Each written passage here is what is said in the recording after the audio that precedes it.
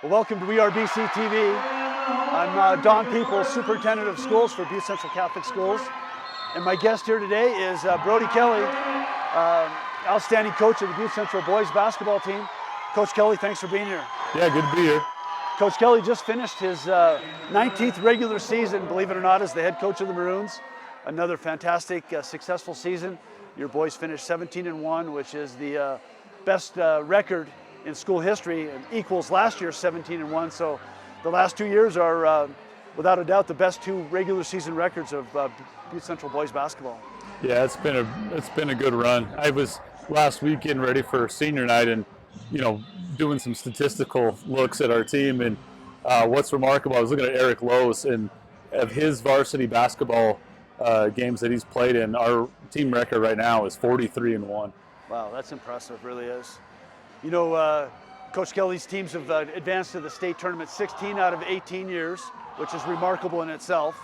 But we're at the end of the regular season, and it's time to punch another ticket, hopefully, to the state tournament, which starts in a few days here in Maroons. Yeah, I hope so. I mean, you never take it for granted. I always remember literally back to my first year and getting to state that year thinking, oh my God, it's hard to get here. And it never feels easy. No matter how you do it, what seed you come in at, there's always good teams, and it's a grind to get through. In the field this week, especially after having gone through the play-in games, everybody there is tough, solid. You got to play good basketball to advance. Divisional tournament, yes, it definitely is.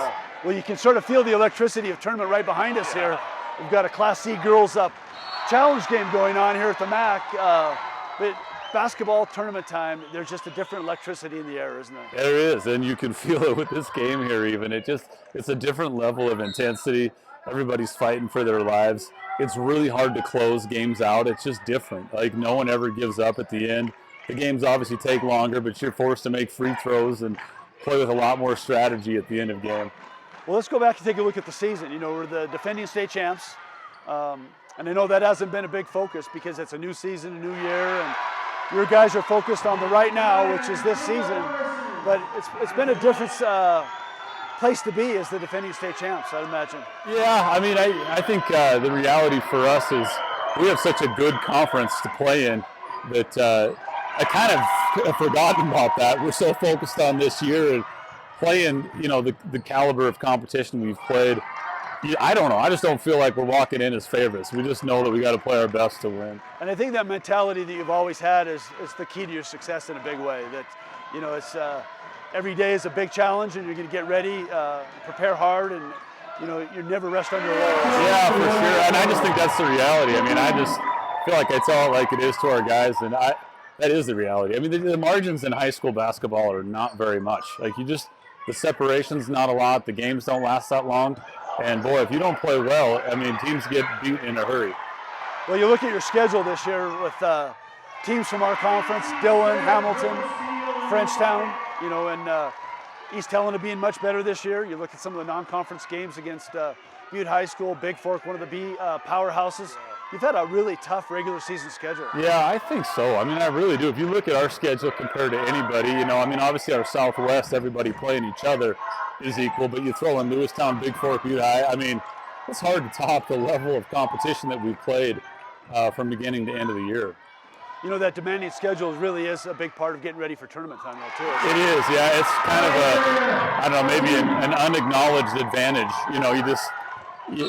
You want to be tested as much as you can all year long because that's what tourney time requires. And I think this schedule has done that.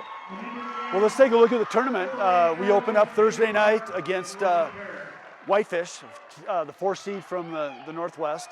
On our side of the bracket, we've got Dillon and Browning, who are always extremely tough at tournament time.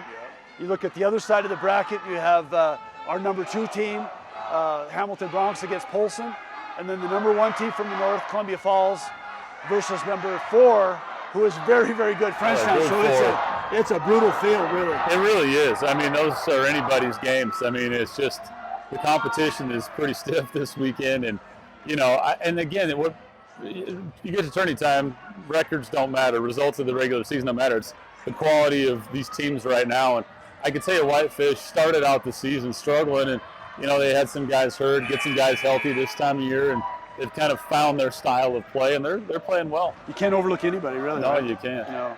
So Thursday night we open up. Tournament's going to be demanding, but your mentality has always been survive and advance. So it's one game at a time. Yeah. But I know you'll go in and approach each game like that. Yeah, that's what I said. I mean, we respect everybody we play. I mean, just you do this stuff long enough, you know. As soon as you start measuring up your opponents and deciding how hard you're going to play or how much you're going to concentrate, you are setting yourself up for failure. And we don't do that. We just try to be our best against everybody. Let's talk a little bit about your guys. You know, really you had 5 guys out of your 8 or 9 guys in your rotation last year back, but you had some holes to fill. But you know, with Dougie Peoples and Eric Lose and Kyle Holt are back as your 3 guys, and then Jack, Keeley, and Zane. And then you filled in with some holes in a big way with some guys that really stepped up. Yeah, they've really matured this year. So you mentioned the 5 guys from last year, but Owen McPartland, we knew he was going to be a guy that was critical this year, but boy, he's played great. Now, getting through the regular season, he is a 49% three-point shooter on the year, which is the best in the state. That's remarkably high. And, you know, he's done a great job handling the ball and just playing his role well. Connor Porchavina, after not playing last year, trying to find his role. You know, he's just a tough, hard-nosed kid and knows his role now. And then Joshua Sutton, I still can't believe that an 8th grader is doing what he can do.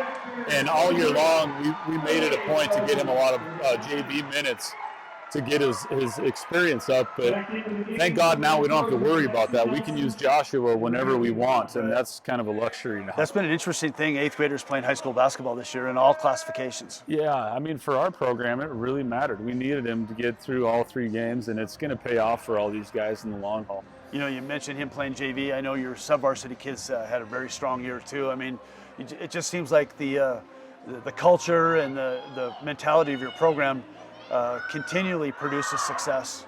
Yeah, I mean, I think, you know, this year, I don't know, our sub-varsity record was as good as it's been in recent years, but we were playing, you know, against sometimes sophomores and juniors with 8th graders, and they were competing. You know, I don't know if we won all those games, but we were there, like in the mix and competing against guys that are bigger, more mature, and I think that pays off. And you know, it's this competition. If you want to play, you got to earn it. And you know, these young guys brought some competition. Well, I think that's been a mark of your program in all 19 years.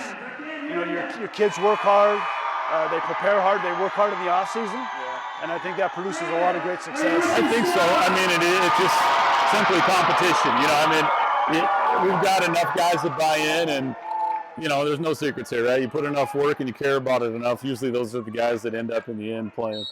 Well, Coach, congratulations on the regular season and best of luck at the divisional tournament in Ronan.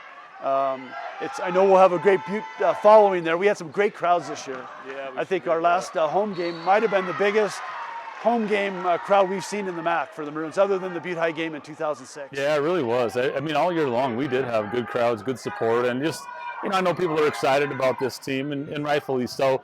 I hope we get good crowds. You know, these late tip, you know, in Ronan. It's not easy, but there's no excuse to not be able to get there Thursday, right? It's the last game, right? Make it there, yeah. Well, good luck.